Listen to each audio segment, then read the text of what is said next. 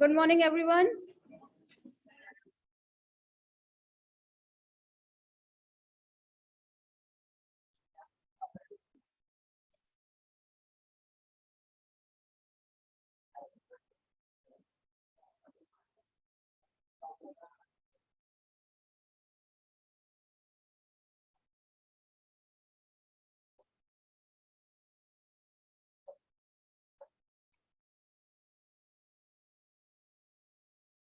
हाँ भाई, कल क्या करवाया जा रहा था आपको? RH factor.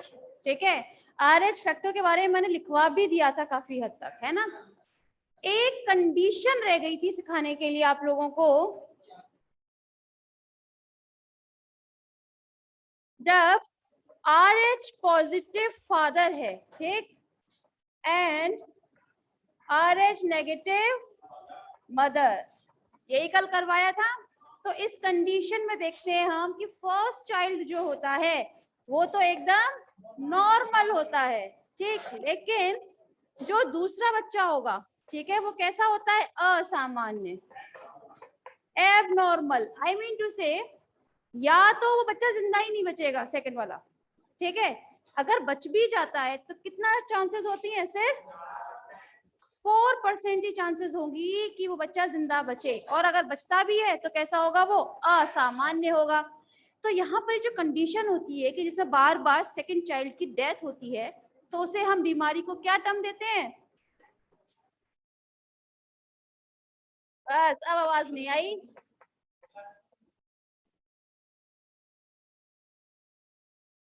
एरिथ्रोब्लास्टोसिस फीटलिस, ये बीमारी का नाम है, एरिथ्रोब्लास्टोसिस फीटलिस।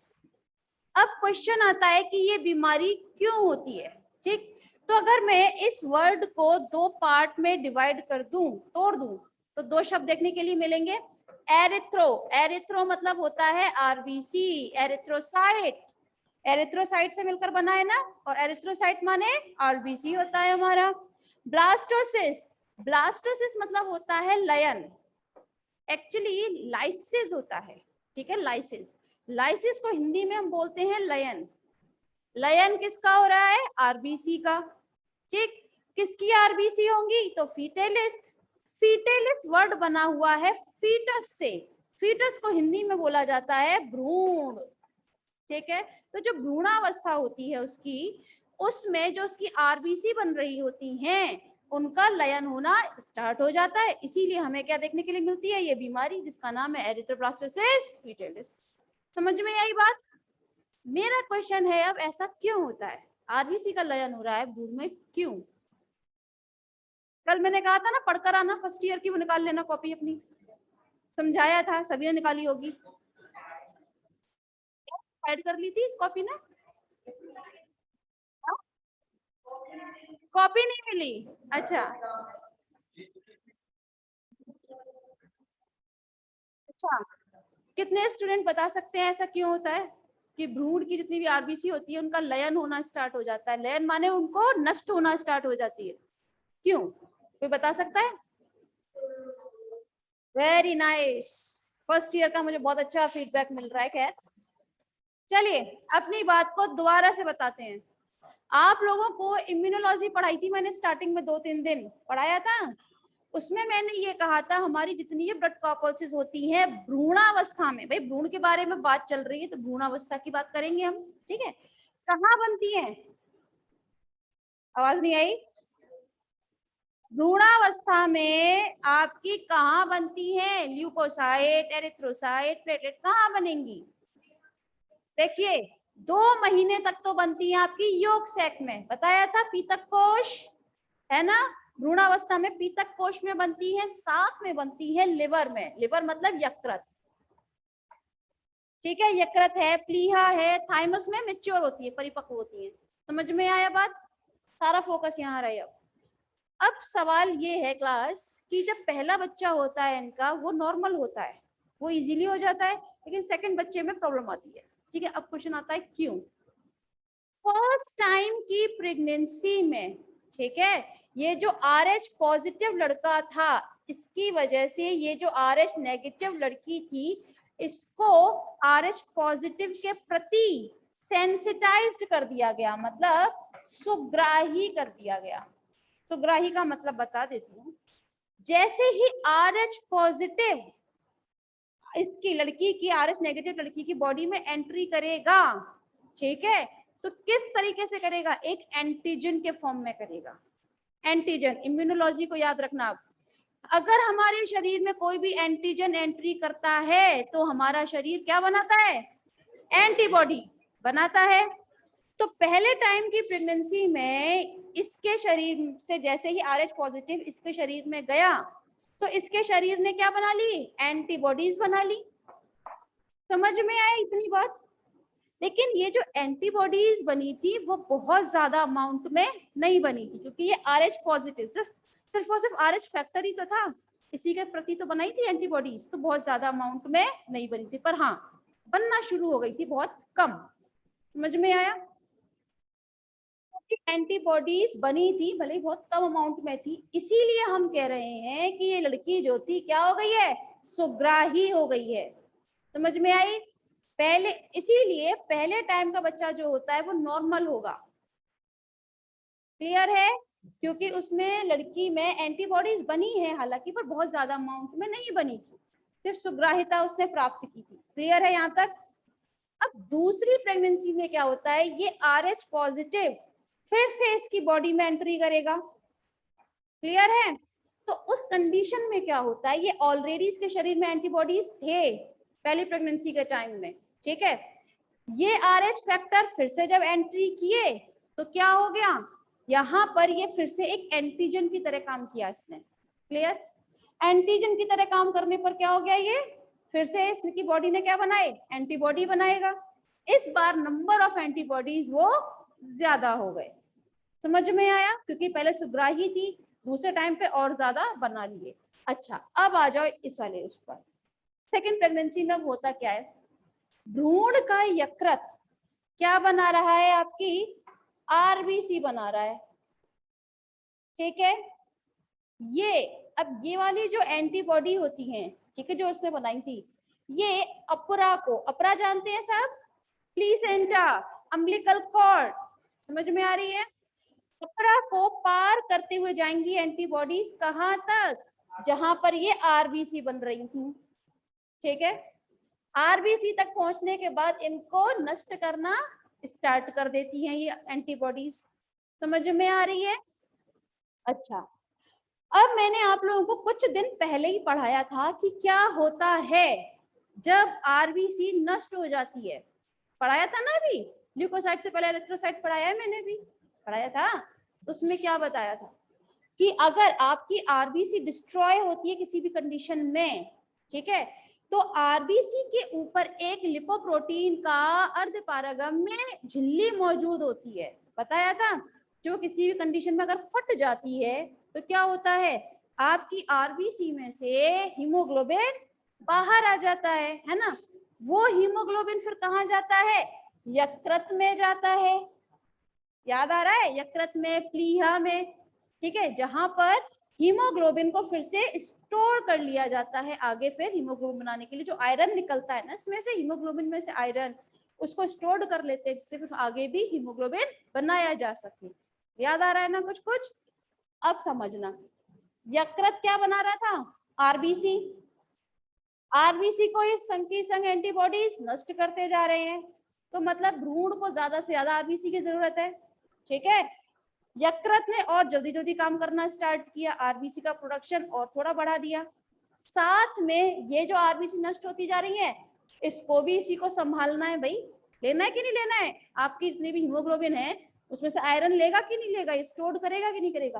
तो एक आपकी कंडीशन ऐसी आ जाती है कि यकृत जो है इस पे काम का बोझ बहुत ज्यादा हो जाता है, क्योंकि इसको RBC बनानी है और जो हीमोग्लोबिन बन रहा है उसको भी अपने अंदर स्टोर करना है, आयरन भी निकालना है, आगे हीमोग्लोबिन भी बनाना है। एम आई राइट? और बाकी सब काम इसका चल ही रहा है यकृत का। तो उस कंडीशन में यकृत पे बहुत ज्यादा कार्यभार होने की वजह से ये यकृत जो है भ्रूण का वो नष्ट हो जाता है। नष्ट माने वो थोड़ा धीरे धीरे डिस्ट्रॉय होना स्टार्ट कर देता है और अपने फंक्शन करना बंद कर देता है। यकृत खत्म हुआ नहीं कि भ्रूण की मृत्यु हो जाएगी। समझ में आ रही है? तो इस तरह से भ्रूण की मृत्यु हो जाती है। क्लियर है? अब एक मैंने बात और बताई थी कि 4% बच्चे जो हैं वो सरवाइव कर जाते हैं। आजकल जो टेक्नोलॉजी आ गई है, मेडिसिन है मार्केट में। तो देखिए, अब डॉक्टर क्या करते हैं, वो आपके यकृत को ही बचाते हैं। ठीक है, बच्चे को जब वो किस वक्त है, भ्रूणावस्था में है, तो उस दौरान उसको ऐसी मेडिसिन दी जाती है जिसकी वजह से एक तो उसका यकृत बहुत अच्छे से काम करता रहे, उस पर बहुत ज्यादा वर्कलोड ना आए, जिससे वो बच जाए। हमारा यकृत सबसे बड़ी ग्रंथि मानी गई है ना, क्योंकि उस पर काम भी ज्यादा होता है। समझ में आया? तो ये जो बीमारी होती है, इसीलिए इसको हम बोलते हैं एरिथ्रोब्लास्टोसिस फीटस। क्लियर है? कितने स्टूडेंट को समझ नहीं आया, हाथ खड़ा कर दें ईमानदारी से। लड़कियों को सबको समझ में आ गया? चलिए वन बाय वन मैं बुलाऊं, फिर कौन समझाएगा मुझे? हाथ खड़ा करने में भी शर्म आती है? हाँ, अब तो भाई तुम लोग मुझसे 1 साल तो पढ़ लियो, अब तो कम से कम हेजिटेशन खत्म होनी चाहिए तुम लोगों की।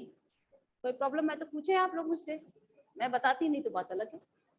समझ में आया? कितने स्टूडेंट को समझ में आ गया, वो हाथ खड़ा करें। थोड़ा थोड़ा। गुड। देखें, एक बार अपनी बात को फिर रखती हूँ तुम लोगों के सामने। अगर RH पॉजिटिव लड़के की शादी RH नेगेटिव लड़की से होती है तो क्या कंडीशन देखने के लिए मिलेगी? पहला बच्चा नॉर्मल होता है, दूसरा बच्चा असामान्य होगा अगर पैदा हो जाता है तो। वो भी 4% है कि उसका पैदा होना, अदरवाइज उसकी डेथ हो जाती है। क्वेश्चन है क्यों होती है? तो एक तो बीमारी को हमने क्या टर्म दिया, एरिथ्रोब्लास्टोसिस फीटेलिस। इसका मतलब समझ में आया? एरिथ्रोब्लास्टोसिस फीटेलिस का मतलब इसमें भ्रूण की RBC का लयन होना शुरू हो जाता है। क्लियर है? होता क्या है, फर्स्ट टाइम की प्रेगनेंसी में ये जो RH फैक्टर होते हैं, यहां ध्यान रहे सबका, RH पॉजिटिव फैक्टर जो होते हैं, हाँ भाई ठीक। तो यहाँ पर एरिथ्रोब्लास्टोसिस फीटेलिस बीमारी में होता क्या है, भ्रूण की बनने वाली RBC का लयन होना स्टार्ट हो जाता है। ठीक है ना? पहली प्रेगनेंसी में तो लड़की क्या हो गई थी, सुग्राही हो गई थी, मतलब उसके शरीर में थोड़े से एंटीबॉडीज बनना स्टार्ट हो गए थे। अब दूसरे टाइम की प्रेगनेंसी में क्या होता है कि जैसे ही ये सेकेंड टाइम प्रेग्नेंट होती है तो उस दौरान नंबर ऑफ एंटीबॉडीज जो हैं वो बढ़ जाती हैं। ठीक है ना? उसके शरीर पहले से कुछ मौजूद थे, दोबारा से एंटीजन ने एंट्री किया तो उसके शरीर फिर से एंटीबॉडीज का निर्माण करेगी। तो यहाँ पर नंबर ऑफ एंटीबॉडीज जो है वो बहुत ज्यादा हो गए हैं। यहाँ तक क्लियर है? अब क्या होता है, आपके भ्रूण में RBC कौन बनाता है, यकृत बनाता है।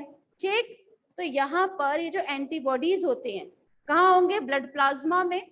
ठीक है, तो ये एंटीबॉडीज लड़की के ब्लड प्लाज्मा में से होते हुए अपरा को पार करके जाएंगे। ठीक है ना भाई, फीटस किससे जुड़ा हुआ है, अपरा से तो जुड़ा हुआ है, अपरा को क्रॉस करते हुए जाएंगे और कहा, जहां पर उसका ब्लड बन रहा है। ठीक है ना, RBC को डिस्ट्रॉय करना स्टार्ट कर देते हैं, उसको नष्ट करना शुरू कर देते हैं। ठीक, RBC का लयन हो रहा है अगर यहाँ पर, तो एक तो यकृत को ज्यादा बनाने पड़ेंगे RBC, भाई बच्चे को सरवाइव करना है तो उसमें कम से कम ब्लड तो अच्छे से हो, एम आई राइट? तो यकृत को एक तो RBC का करना पड़ रहा है। दूसरी खास बात, मैंने कुछ दिन पहले ही अभी क्या चल रहा है, ब्लड क्लॉटिंग चलेगा ना, सब ब्लड ही तो पढ़ाया था। कुछ टाइम पहले मैंने ब्लड कणिकाएं पढ़ाई थी, उसमें RBC पढ़ाया था, एरिथ्रोसाइट। उसमें क्या कहा था कि अगर जो RBC का स्ट्रक्चर निकालें आप सभी, लिखवाया था RBC के में क्या लिखवाया था कि जो RBC होती है लिपोप्रोटीन के वो बनी होती है, इसके ऊपर अर्धपारगम्य झिल्ली जिसका व्यास 0.02 म्यू होता है, बताया था, निकाल लीजिए, मिल गया? वाह, मिल गया, गुड। तो ये जो है इस कंडीशन में RBC का लयन होगा तो किस क्या होगा, RBC की जो लिपोप्रोटीन की बनी हुई अर्धपारगम्य झिल्ली होती है ये फट जाती है। ठीक है, इसमें मौजूद है आपका आयरन। ठीक है, आयरन से किससे मिलकर बना होता है ये आपका आयरन, क्या बनाता है आगे चलकर, हीमोग्लोबिन बनाएगा। ठीक है, ये निकल आते हैं जब हीमोग्लोबिन बाहर, तो कहाँ जाएंगे हीमोग्लोबिन? यकृत में। यकृत में हीमोग्लोबिन में से आयरन को निकाल लिया जाता है, अपने अंदर स्टोर्ड कर लिया जाता है, संग्रहित कर लिया जाता है। तो यहाँ पे यकृत के अब दो काम हो गए, एक तो ज्यादा से ज्यादा आरबीसी का प्रोडक्शन करना, दूसरा भाई जितनी ज्यादा बना रहा है आरबीसी उतनी ही ज्यादा डिस्ट्रॉय हो रही है, नष्ट भी तो उतनी ज्यादा हो रही है। तो हर एक आरबीसी को अपने अंदर फिर से लेके जाना और उसमें से आयरन निकालना, तो यहाँ पे उस पर काम बहुत ज्यादा हो जाता है यकृत का। ठीक है, तो कार्यभार बहुत ज्यादा होने की वजह से ये यकृत जो है वो इस बीमारी में नष्ट हो जाता है। समझ में आया? यकृत जो है धीरे धीरे करके नष्ट होना स्टार्ट हो जाता है, अपना काम करना बंद कर देगा यकृत। ठीक, और यकृत के नष्ट होते ही जो भ्रूण है उसकी मृत्यु हो जाती है। अब क्लियर है? समझ में आया? क्लियर? सबसे आगे क्लियर? गुड। तो चलिए अब हम लोग बात करेंगे, ये तो खैर सिर्फ नाम ही लिखना आपके में, कोई डिटेल्ड नहीं है, तो समझाया था मैंने जो। ठीक है, अब आपके में जो नया टॉपिक स्टार्ट होगा that is a blood clotting.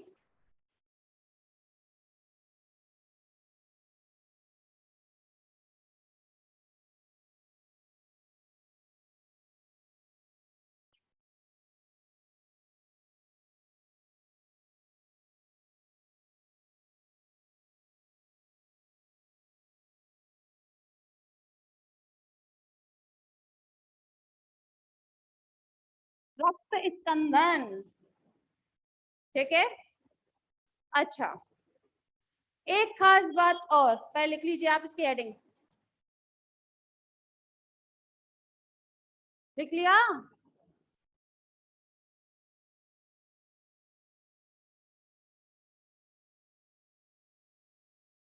देखिए ब्लड क्लॉट सब जानते हैं, ये जो हमारे ब्लड में क्लॉट होने लगता है, ठीक है ना, उसी को तो बोला जाता है। ब्लड क्लॉटिंग टाइम कितना होता है कोई बता सकता है? है?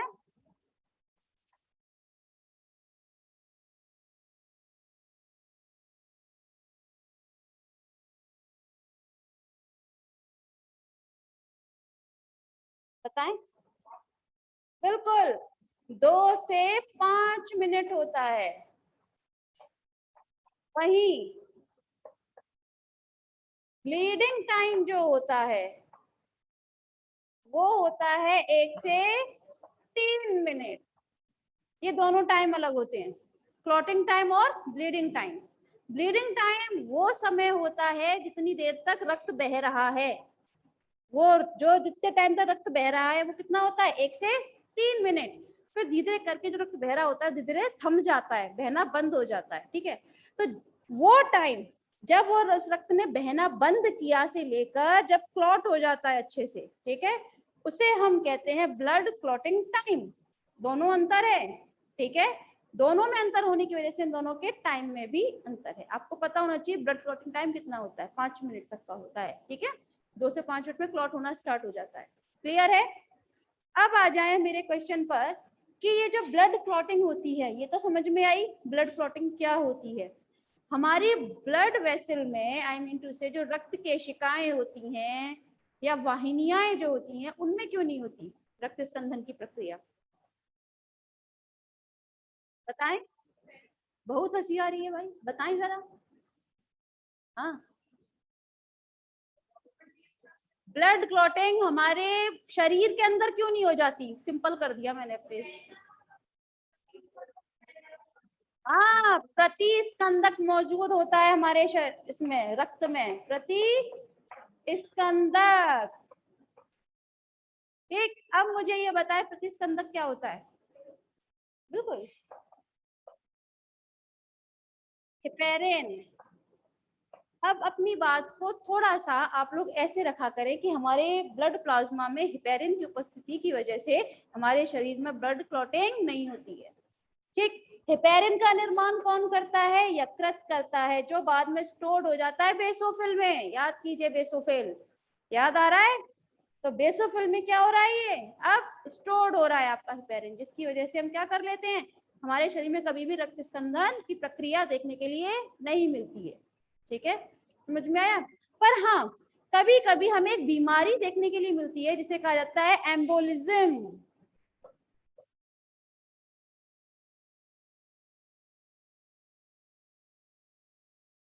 एम्बोलिज्म, ठीक है ना। एम्बोलिज्म क्या होता है, इसमें इम्बोलस बनता है। क्या बनता है? इम्बोलस। क्वेश्चन आता है इम्बोलस क्या होता है। हमारे शरीर में कभी कभी, बहुत रियरली, क्लॉट हो जाते हैं। जो ब्लड कोशिकाएं होती है ना, उनमें क्या हो जाते हैं, क्लॉटिंग हो जाती है, बहुत कम कभी कभी, ठीक है। तो यहाँ पर कुछ थक्का जम जाता है ब्लड, ठीक है, रक्त कोशिकाओं में छोटे छोटे थक्के जम जाते हैं, जिन्हें कहा जाता है एम्बोलस, ठीक है ना। अब यहाँ तो आपके थक्के जम रहे हैं, लेकिन साथ में यहाँ रक्त भी तो बह रहा है, समझ में आ रहा है। तो ये रक्त जो है इन इम्बोलस को ढकेलता हुआ जाता है। भाई ढकेलेगा कि नहीं ढकेलेगा आगे की तरफ। धकेलने के बाद ये इम्बोलस जो होते हैं एक जगह जाकर किसी केशिका को ब्लॉक कर देते हैं, ठीक है। ब्लॉक करने की स्थिति जो होती है उसे हम कहते हैं एम्बोलिज्म। समझ में आया? ठीक है। एम्बोलिज्म की कंडीशन में जो भी पेशेंट होगा उसकी डेथ हो जाएगी। जाहिर सी बात है, ब्लड सर्कुलेशन रुक जाएगा भाई। अगर कहीं पर आपकी जो भी रक्त केशिकाएं जो हैं वहां पर किसी प्रकार का अवरुद्ध अगर आ गया तो ब्लड सर्कुलेशन होगा ही नहीं। ब्लड सर्कुलेशन नहीं होगा तो उसकी डेथ होना लाजमी है। क्लियर है? चलिए, अब एक काम कीजिए, तुम्हें चल लिख लो, लिख लो।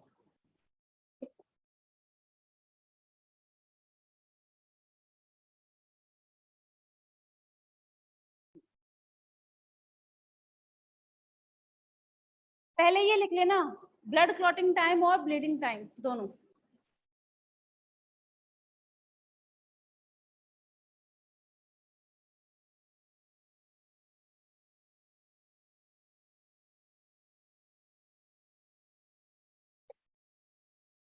लिख लिया? अब लिखें, प्लाज्मा से, प्लाज्मा से थक्का, प्लाज्मा से थक्का अलग होने की क्रिया को थक्का बनना कहते हैं। अलग होने की क्रिया को थक्का बनना या रक्त स्कंदन कहते हैं। रक्त स्कंदन माने ब्लड क्लॉटिंग कहते हैं।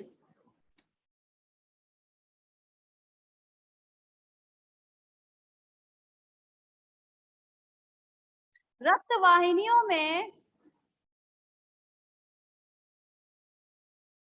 रक्त वाहिनियों में हिपेरिन,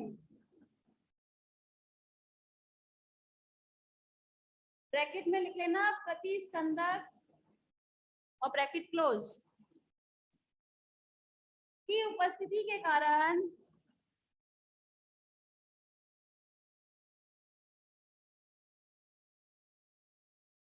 रक्त वाहिनियों में थक्का नहीं जमता।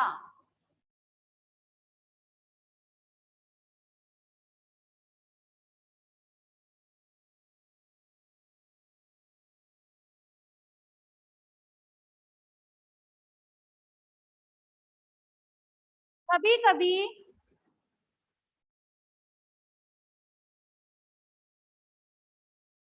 कभी कभी रक्त वाहिनियों में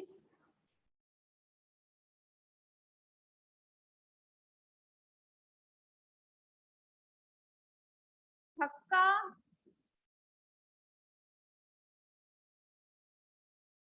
बनता है,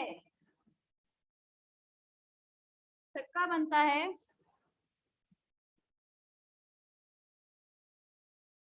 इस थक्के को,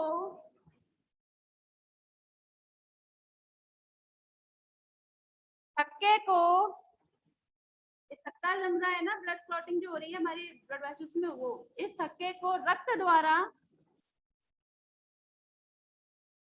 एक स्थान से दूसरे स्थान,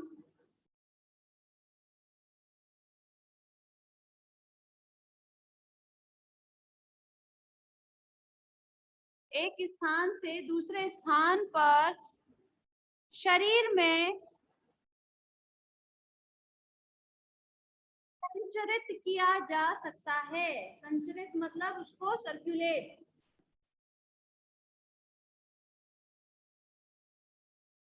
संचरित किया जा सकता है, इसे एम्बोलस कहा जाता है।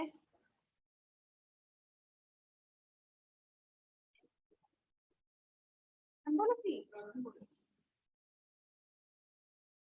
एम्बोलस कहा जाता है। यदि एम्बोलस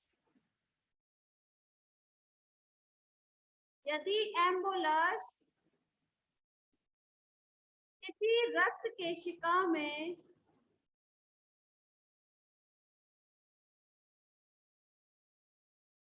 रक्त केशिका में फंसकर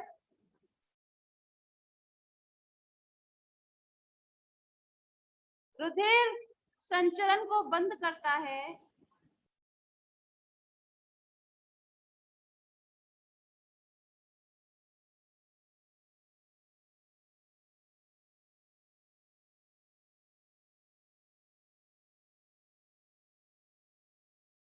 बंद करता है, तो इसे एम्बोलिज्म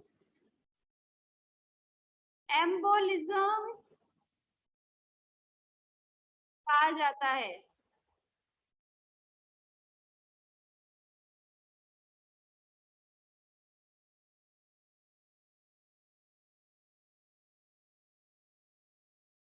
एम्बोलिज्म कहा जाता है। इस स्थिति में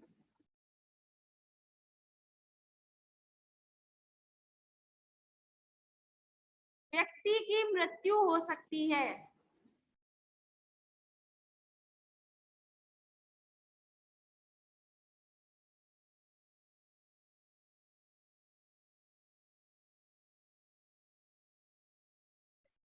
हेडिंग लिखिएगा, रक्त स्कंदन कारक।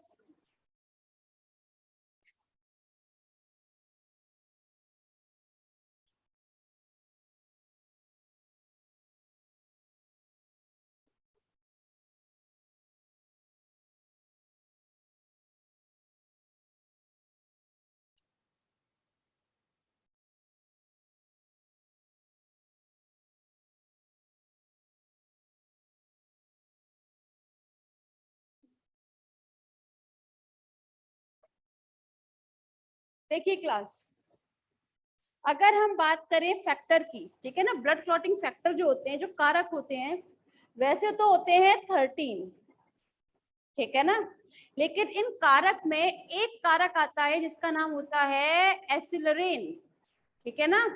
ये एसिलरीन पहले माना जाता था कि ये प्रो एसिलरीन का एक हाइपोथेटिकल कारक है, मतलब कल्पित है, ये माना हुआ है जस्ट, ठीक है ना। लेकिन आज के टाइम में इस एसिलरीन का कोई भी अस्तित्व नहीं है, इसे मना कर दिया गया है कि ये ऐसा कुछ नहीं होता हमारे शरीर में।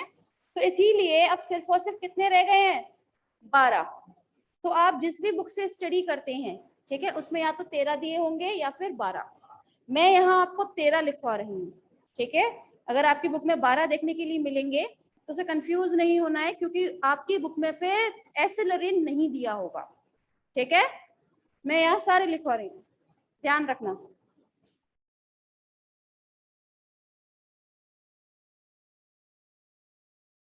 साथ के साथ लिखते जाइएगा।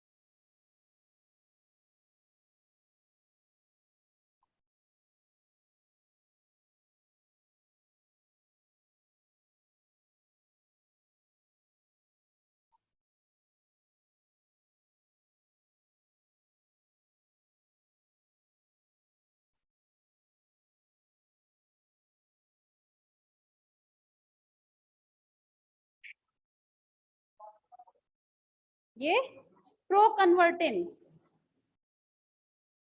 लिखें आप।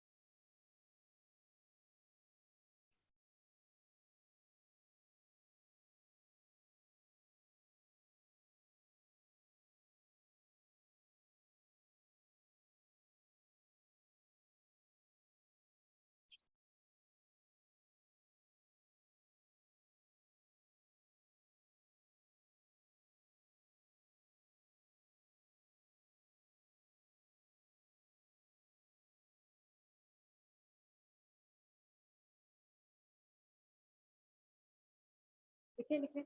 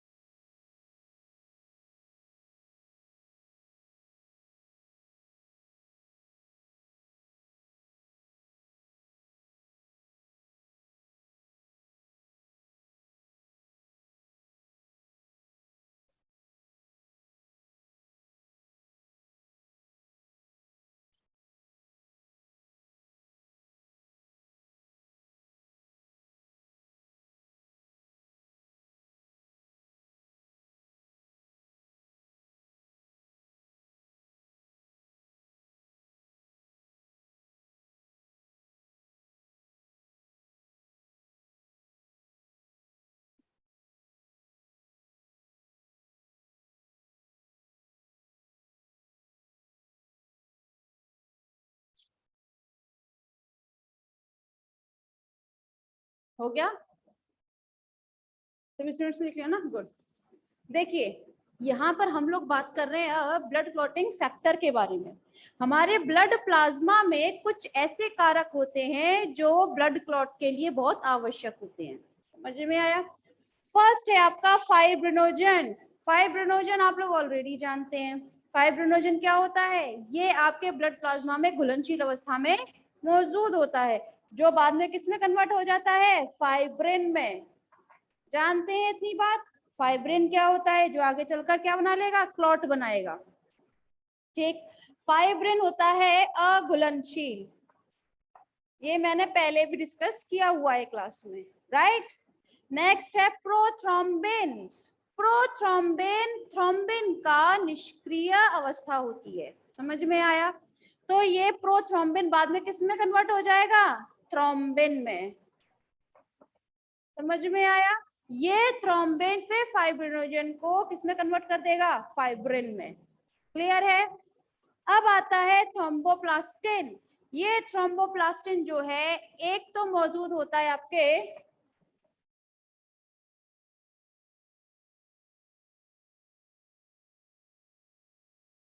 साइट्स में। किसमें मौजूद होता है? थ्रोम्बोसाइट्स में। थ्रोम्बोसाइट मतलब प्लेटलेट। प्लेटलेट का दूसरा नाम था ना थ्रोम्बोसाइट। तो एक तो ये थ्रोम्बोप्लास्टिन कहाँ मौजूद होगा? प्लेटलेट में। दूसरी बात, आपके जो चोट लगती है कहीं भी, ठीक है ना, तो उस जगह के जो घाव मतलब घाव होते हैं, ठीक है ना, या फिर टिश्यू ऊतक जो है डैमेज हो चुके हैं जो, ठीक है, डैमेज टिश्यू से थ्रोम्बोप्लास्टिन जो है ये स्त्रावित होता है। समझ में आया? तो थ्रोम्बोप्लास्टिन कहाँ कहाँ से स्त्रावित होगा? एक तो प्लेटलेट से स्त्रावित होगा, और दूसरा जहां आपकी चोट लगती है तो वहां के ऊतकों से भी थ्रोम्बोप्लास्टिन स्त्रावित होता है। क्लियर है? अब आ जाइए, ये आयन है, ये तो आप जानते ही हैं, कैल्शियम आयन, ठीक है ना, ये तो आयन का बहुत इंपॉर्टेंट रोल आएगा आगे। फिर है आपका प्रोएसिलरीन। प्रोएसिलरीन किसका काम करता है? एक सक्रियक का काम करता है। ये प्रोथ्रोम्बिन को थ्रोम्बिन में कन्वर्ट कर देता है, ठीक है। नेक्स्ट है एक्सिलरीन, मैंने इसी के बारे में बात की थी। अब ये इसको हम कंसीडर नहीं करते हैं ब्लड क्लॉटिंग कारक के रूप में। एक्चुअली पहले ये माना जाता था कि एक्सिलरीन इस प्रोएक्सिलरीन की सक्रिय अवस्था होती है। भाई प्रो से हटा देते हैं हम लोग, क्या कर देते हैं, सक्रिय अवस्था में बदल जाता था, इतना तो आप लोग जान ही रहे हैं। ऐसा पहले माना जाता था कि ये एक्सिलरीन जो है ये एक परिकल्पित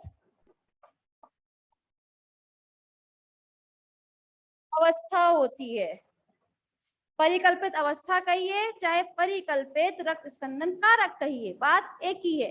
समझ में आई? परिकल्पित माने सिर्फ मानी हुई चीज जो अभी हाइपोथेटिकल है, अभी उसमें वास्तविक दुनिया में नहीं है। समझ में आई? ऐसे पहले मानते थे कि एक्सिलरीन जो है प्रो एक्सिलरीन से बाद में बनता होगा, बट अब नहीं कहते। अब मालूम है कि ऐसा कुछ भी नहीं है हमारे ब्लड प्लाज्मा में।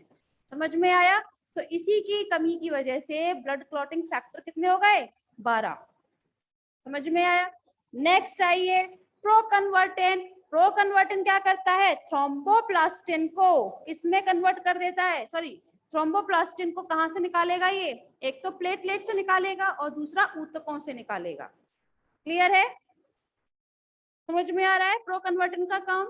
प्रोकन्वर्टेन क्या काम करता है? आपके थ्रोम्बोप्लास्टिन को बाहर निकालता है, या तो घाव से निकालेगा, और प्लेटलेट, प्लेटलेट से भी ऐसे ही नहीं निकलता है। प्लेटलेट डिस्टिंग्रिगेट होती हैं, मतलब उनका भी विघटन होता है प्लेटलेट का, तब उसमें से निकलते हैं कुछ कारक निकलते हैं जिन्हें हम बोलते हैं प्लेटलेट फैक्टर 3, और साथ में निकलता है आपका ये थ्रोम्बोप्लास्टिन। क्लियर है? एक तरफ के कारक समझ में आए? ऐसा कोई स्टूडेंट जिन्हें ये कारक समझ में नहीं आए वो अभी हाथ खड़ा कर ले, फिर मैं आगे बढ़ती हूँ। बताएं सेकंड ईयर, कारक क्लियर है? ये समझ में आ गए ना? गुड। नेक्स्ट है एंटी हीमोफिलिक कारक। नाम से ही पता चल रहा है एंटी हीमोफिलिक। हीमोफिलिक ये एक बीमारी का नाम होता है जिसे बोलते हैं हीमोफीलिया, जानते हैं? तो एंटी हीमोफिलिक कारक एक ऐसा कारक है, अगर हमारे रक्त प्लाज्मा में इसकी कमी हो जाएगी ना, तो हमारे शरीर, तो हमें किसकी बीमारी हो जाएगी? हीमोफीलिया की। ठीक है, क्वेश्चन आता है हीमोफीलिया क्या होता है, बताएं।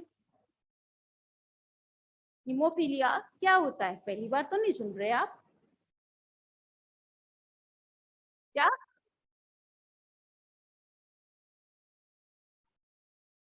सुनाई नहीं दे रहा मुझे, बताएं, थोड़ा जोर से बोल दें आप, मैं भी तो इतनी चिल्ला चिल्ला के बात करती हूँ।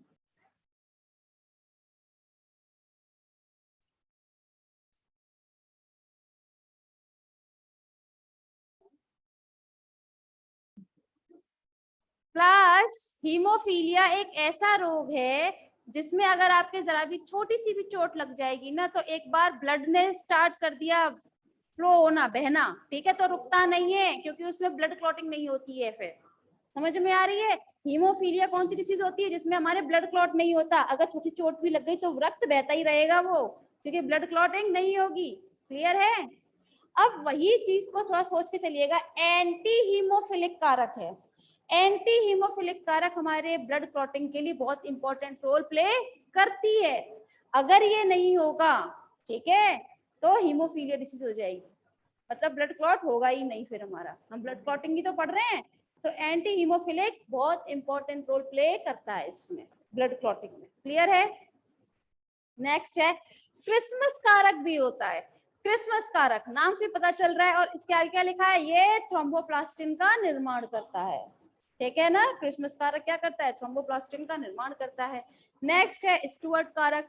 स्टुअर्ट कारक हमारे रक्त प्लाज्मा में हमेशा से निष्क्रिय अवस्था में मौजूद रहता है, लेकिन जैसे ही कोई घाव लगता है हमें, ठीक है ना, घाव लगने की वजह से जितने भी कारक होते हैं, जैसे कैल्शियम आयन, कन्वर्टिन, क्रिसमस कारक, ठीक है ना, इन सब की प्रेजेंस की वजह से स्टुअर्ट कारक जो है किसमें बदल जाता है, सक्रिय अवस्था में आ जाता है फिर, और फिर ब्लड क्लॉटिंग में मदद करेगा। क्लियर है? नेक्स्ट है प्लाज्मा थ्रोम्बोप्लास्टिन पूर्ववर्ती, नाम से पता चल रहा है, ये थ्रोम्बोप्लास्टिन की पहली अवस्था होती है। थ्रोम्बोप्लास्टिन तो समझ में आ रहा है, जो प्लेटलेट से निकल रहे हैं और ऊतकों से निकल रहे हैं, ठीक है ना। तो सबसे पहले आपका ये थ्रोम्बोप्लास्टिन पूर्ववर्ती में बदलेगा, बाद में फिर थ्रोम्बोप्लास्टिन में बदलता है। क्लियर है?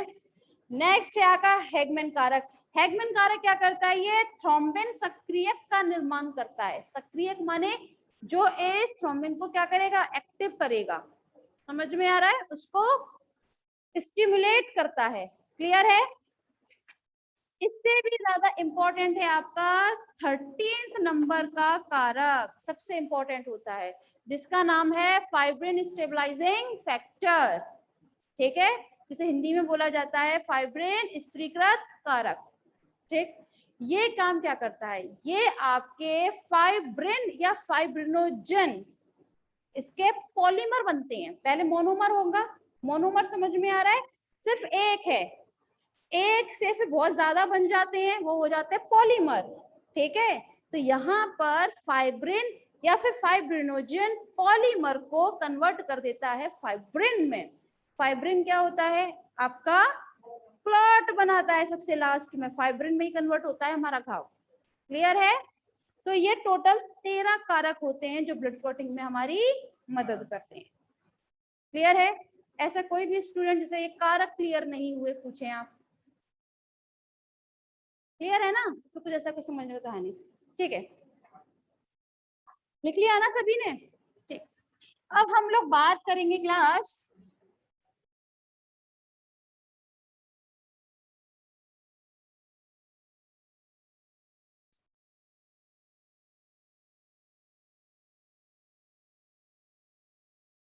क्रियाविधि। लिख लीजिए,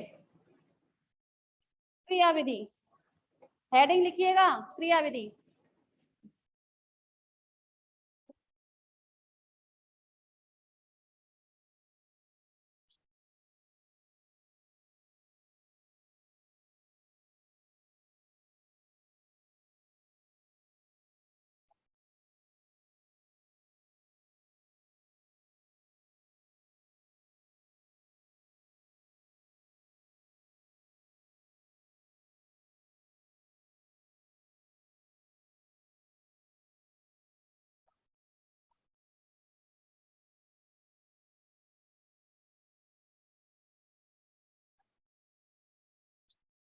लिखिए आप सब साथ के साथ।